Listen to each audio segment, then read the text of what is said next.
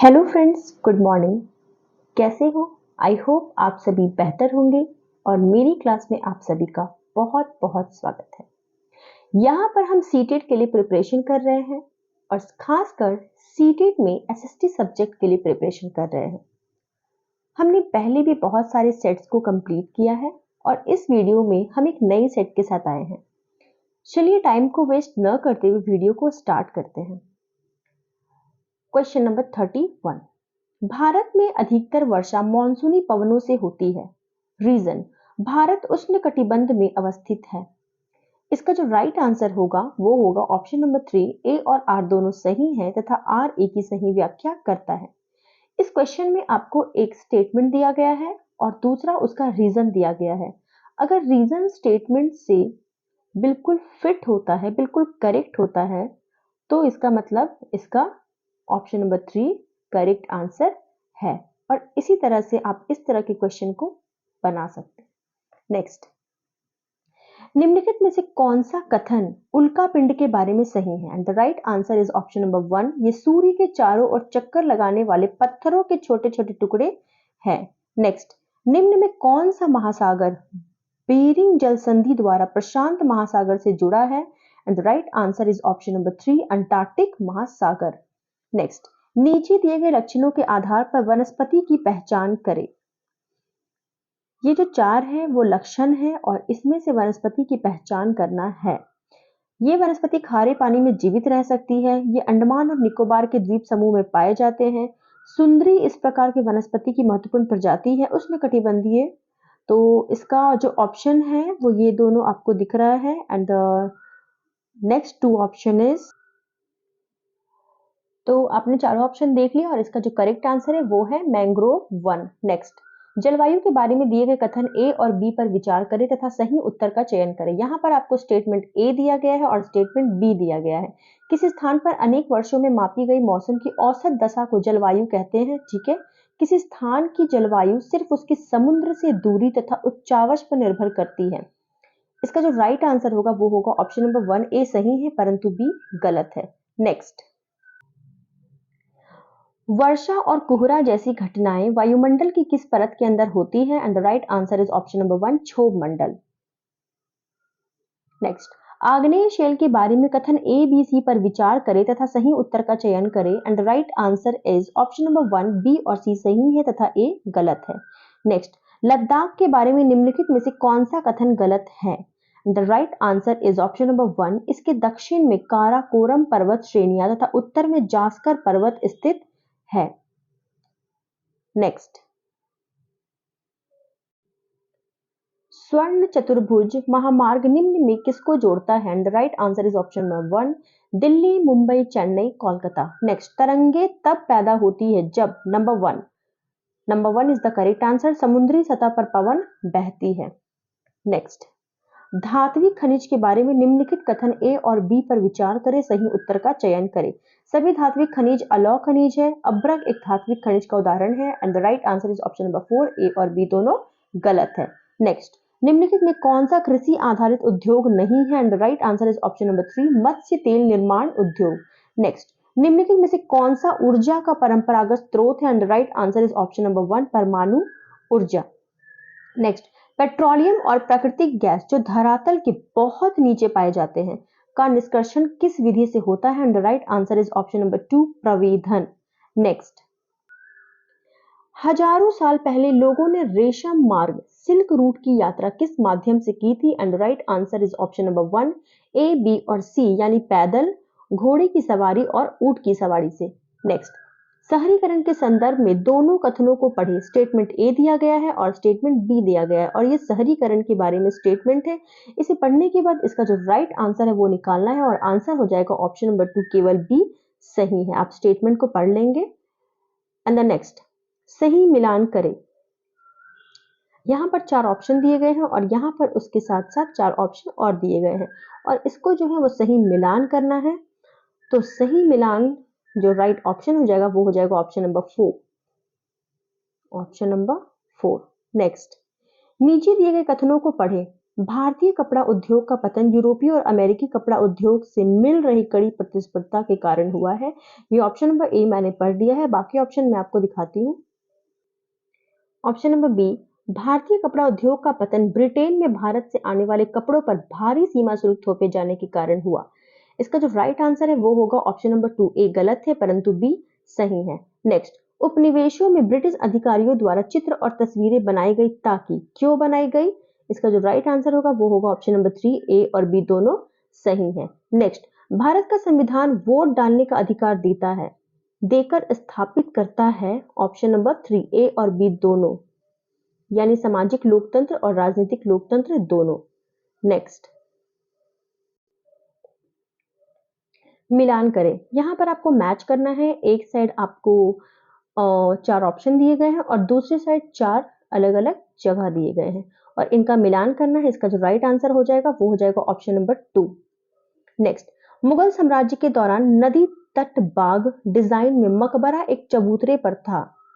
बाग इसके option number 3 दक्षिण में था, यानी option number 3 is the right answer. Next, कालक्रम के अनुसार 13वीं से 15वीं शताब्दी के बीच दिल्ली के शासकों का सही उत्तराधिकार क्रम चुने and the right answer is option number 4 Turki Khalji Tughlaq Sayyid. Next, नीचे दिए गए कथनों को पढ़ें। यहाँ पर आपको कथन ए है, कथन बी है और सही विकल्प का चयन करना है and the right answer is option number 3। ए और बी दोनों सही है। नेक्स्ट, अतीत में बनी और प्रयोग में लाई गई वस्तुओं का अध्ययन करने वाला व्यक्ति कहलाता है। Option number 4 पुरातत्वविद। नेक्स्ट, महाजनपदों से मिलने वाले वलय कूप उपयोग होता है and right answer is option number 3 सी और डी, यानी कूड़ेदान के रूप में और नाली के रूप में। नेक्स्ट, गर्भगृह है। गर्भगृह क्या है? ऑप्शन नंबर 4 एक कमरा जहां मंदिर के देवी या देवता की मूर्ति रखी जाती है। नेक्स्ट, निम्नलिखित में से किन शब्दों का 1949 में संविधान की प्रस्तावना में भारत को संबोधित करने के लिए उपयोग किया गया? लोकतांत्रिक, समाजवादी, गणतंत्र, संप्रभु। और इसका जो है वो राइट आंसर आप मुझे कमेंट करके बताएंगे। नेक्स्ट, और अगर आपको इसका राइट आंसर नहीं आएगा तो मैं जरूर बताऊंगी। नेक्स्ट, एक जनपद पंचायतें भारत के किस स्तर पर काम करती है? Option number 2 block. Next, Bharat में काउंसिलिंग ऑफ स्टेट को डैश के नाम से जाना जाता है and the right answer is option number 3 Rajya Sabha. Bharat में प्रथम आम चुनाव कब हुआ? And the right answer is 1951, 1952, यानी ऑप्शन नंबर 3। नेक्स्ट, भारतीय न्याय व्यवस्था के परिप्रेक्ष्य में निम्नलिखित में से कौन सा वाक्य गलत है? यहाँ पर आपको 4 ऑप्शन दिए गए हैं, चारों को आप पढ़ेंगे और जो गलत है वो हो जाएगा केंद्र और राज्य के बीच विवाद के मामले में उच्च न्यायालय हस्तक्षेप नहीं कर सकता, और ये तो बिल्कुल ही गलत है। नेक्स्ट, भारत में 2006 में लागू हुए किस कानून ने औरतों के हिंसा मुक्त घर के अधिकार को स्वीकार किया? And the right answer is option number 2 घरेलू हिंसा महिला संरक्षण अधिनियम। नेक्स्ट, भारत में शोषण के विरुद्ध मौलिक अधिकार के अंतर्गत डैश वर्ष की आयु से कम के बच्चों का किसी फैक्ट्री, खदान या किसी अन्य हानिकारक काम में रोजगार प्रतिबंधित है, और इसका जो राइट आंसर हो जाएगा ऑप्शन नंबर 2 14। ओम प्रकाश वाल्मीकि की आत्मकथा जिसमें जातीय भेदभाव की कहानी बताते हैं का क्या नाम है? ऑप्शन नंबर 4 जूठन। नेक्स्ट, निम्नलिखित में से कौन सा वाक्य सही है? यहाँ पर आपको 4 ऑप्शन दिए गए हैं और कौन सा सही है? तो ऑप्शन नंबर 1 सरकार राज्य का एक अंग होती है। नेक्स्ट, भारत में संविधान का अंतिम व्याख्याता यानी इंटरप्रेटर कौन है? And the right answer is option number 2 न्यायपालिका। नेक्स्ट, संघवाद से अर्थ है, संघवाद से आप क्या समझते हैं? ऑप्शन नंबर 3 देश में सरकार का एक से अधिक स्तर। नेक्स्ट, निम्नलिखित में से कौन सा भारतीय धर्मनिरपेक्षता के सिद्धांत पर लागू होता है? And the right answer is option number 2 राज्य धार्मिक मामलों में हस्तक्षेप कर सकता है। नेक्स्ट, मैला साफ करने की प्रथा को खत्म करने के लिए अपनाई गई सरकारी नीतियां निम्नलिखित में से किस पर प्रतिबंध लगाती है? And the right answer is option number 1 सूखे शौचालय का निर्माण। नेक्स्ट, प्राथमिक स्तर पर इतिहास की पाठ्य पुस्तकों को हमारे अतीत कहा गया क्योंकि ये पाठ्य पुस्तकें चर्चा करती हैं किसकी? The right answer is option number 4 A B and C. ए, कैसे विभिन्न स्रोतों से इतिहास को पढ़ा जा सके, कैसे इतिहास को घटनाओं और तिथियों के आधार पर समझा जा सके, कैसे अलग अलग वर्ग और समूह के लोगों के अनुभव अलग रहे हैं। नेक्स्ट, पहले पालतू बनाए गए पशुओं के दावे निर्धारण में निम्नलिखित में से किन प्राथमिक स्रोतों का आप हवाला देंगे? And the right answer is option number 4 B, C and D, यानी लघु मूर्ति वाले खिलौने, गुफा चित्र और कब्रग्राह। नेक्स्ट, निम्नलिखित संगम कविता पर ध्यान दें। समुद्री जहाजों पर लाए गए तेज तटीय घोड़े, गाड़ियों पर काली मिर्च की गठरियां, हिमालय से मिले रत्न और सोना, दक्षिण की पहाड़ियों से चंदन की लकड़ियां, प्राचीन भारतीय इतिहास के किस पहलू का ये साक्ष्य प्रदान करते हैं? And the right answer is option number 2, यानी प्रारंभिक समुद्र तटीय व्यापार। नेक्स्ट, प्रारंभिक स्तर पर सामाजिक विज्ञान को सम्मिलित करने में निम्नलिखित में से कौन सा कारण सबसे उचित है? And the right answer is option number 4, यह एक ऐसा विषय है जो सामाजिक व राजनीतिक मुद्दों के प्रति दिलचस्पी पैदा करता है। नेक्स्ट, एक शिक्षक अपने विद्यार्थियों को अपने स्कूल के समीप एक उद्योग की अवस्थिति के लिए निवेश और प्रक्रम का मानचित्र बनाने के लिए कहते हैं। इससे शिक्षक विद्यार्थियों के किस कौशल का मूल्यांकन कर सकते हैं? The right answer is option number 3 A and C, यानी अन्वेषण और विश्लेषण। नेक्स्ट, विद्यार्थियों में घरेलू सहायक डोमेस्टिक हेल्पर के प्रति सहानुभूति पैदा करने व उसको संवेदनशील बनाने के लिए कौन सी शिक्षण शास्त्रीय योजना सबसे अधिक उचित होगी? And the right answer is option number 4, छात्रों को किसी घरेलू सहायक से परिचय बनाकर उसके अनुभवों पर एक कहानी लिखने के लिए कहना। नेक्स्ट, घरेलू कार्य का महत्व विषय को पढ़ाते समय शिक्षक को घरेलू कार्य को दर्शाना चाहिए। And the right answer is option number 4, यानी सी और डी। सी, एक महत्वपूर्ण कार्य के रूप में जिससे सम्मान दिया जाना चाहिए, एक ऐसे कार्य के रूप में जो पुरुष तथा महिला दोनों द्वारा किया जा सकता है। नेक्स्ट, एक भूगोल की कक्षा में पाठ्यपुस्तक का उत्तम उपयोग होता है। क्यों? ऑप्शन नंबर 3, सोच विचार और विस्मय हेतु। नेक्स्ट, एक गतिविधि के आयोजन जिसमें अपने आस पड़ोस के बुजुर्गों से बातचीत करते हैं तथा भूमि उपयोग के बारे में जानकारी इकट्ठा करते हैं, में विद्यार्थियों किन कौशलों का विकास करते हैं? And the right answer is option number 1 A, B and C, यानी प्रश्न पूछना और अभिलेख करना, सुनना और अन्वेषण करना, अनुमान लगाना और बातचीत करना। नेक्स्ट, भक्ति और सूफी आंदोलन विषय पर पुनर्योजना बनाते समय शिक्षक को केंद्रित होना चाहिए। क्यों? इसका जो राइट आंसर हो जाएगा वो हो जाएगा ऑप्शन नंबर 3, यानी ए और बी दोनों। यहां पर आप ए को देख सकते हैं और यहां बी को। नेक्स्ट, कारखाना भ्रमण विषय पर परियोजना कार्य देते समय निम्नलिखित में से कौन से उद्देश्य हो सकते हैं?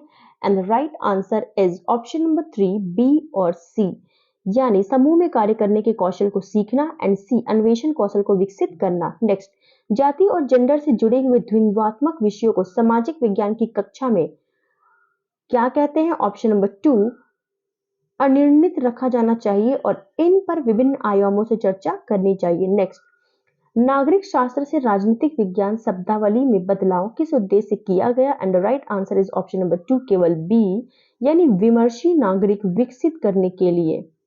नेक्स्ट, सामाजिक विज्ञान पाठ्यचर्या को जेंडर विमर्श से जोड़ने की संस्तुति पाठ्यपुस्तकों के रूप में दिखती है। इसका जो राइट आंसर है वो हो जाएगा ऑप्शन नंबर 3 ए और बी। ए, यानी महिलाओं और उनसे जुड़े मुद्दों का संदर्भ अधिक होना, एंड बी, महिलाओं के परिप्रेक्ष्य को ऐतिहासिक व तत्कालीन दोनों सरोकारों में शामिल करना। नेक्स्ट, इतिहास आधारित सिनेमा और तत्कालीन संदर्भों से जुड़े वृत्त चित्र का उपयोग क्यों करते हैं? Option number 3 C and D, यानी व्याकरण और विश्लेषण के लिए होना चाहिए और रुचि और चर्चा पैदा करने में प्रयुक्त होना चाहिए। नेक्स्ट, सामाजिक विज्ञान पाठ्यचर्या को केंद्रित होना चाहिए। क्यों? ऑप्शन नंबर 2, यानी केवल बी जो है वो सही है। नेक्स्ट, सामाजिक विज्ञान की कक्षाओं में प्रयुक्त पाठ्य पुस्तकों, ट्रैक्ट्स व सामग्रियों के बारे में निम्नलिखित में से कौन सा कथन सही है? And the right answer is option number 4, केवल बी, यानी सुझाई गई पाठ्य पुस्तकें कई स्रोतों में से एक है, चूंकि हमें असीमित संदर्भों को शामिल करने की जरूरत है। नेक्स्ट, विज्ञापन के बारे में विद्यार्थियों की समझ के निर्धारण में निम्नलिखित में से किन योजनाओं और कौशलों पर जोर देना चाहिए? And the right answer is option number 1 A, B and C. ए, यहां पर आप ए को देख सकते हैं, यहां पर बी को एंड यहां पर सी को।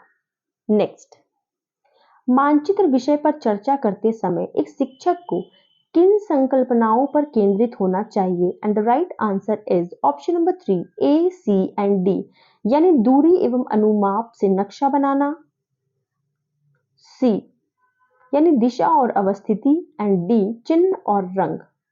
Next, and this is the last question for this set. विद्यार्थियों में अन्वेषण कौशल और विभिन्न शिल्प केंद्रों की ऐतिहासिक समझ विकसित करने के लिए उन्हें नियत कार्य दिए जा सकते हैं। इसका जो राइट आंसर है वो हो जाएगा ऑप्शन नंबर 1 ए और बी सही है, यानी इन केंद्रों को मानचित्र में इंगित करना और उनकी समकालीन अवस्थिति को पहचानना, एंड बी यानी इन केंद्रों के अतीत और वर्तमान की स्थितियों के बारे में जानना और उनकी तुलना को एक रिपोर्ट के रूप में लिखना। तो फ्रेंड्स, आज का वीडियो यहीं पे खत्म होता है। आपको आज का वीडियो कैसा लगा और आपको इस सेट से कितनी हेल्प हो रही है, आप प्लीज कमेंट करके जरूर बताएं। जरूर से लाइक करें, शेयर करें, सब्सक्राइब करें फ्रेंड। चलिए मिलते हैं अगली वीडियो में अगली सेट के साथ। Thank you so much.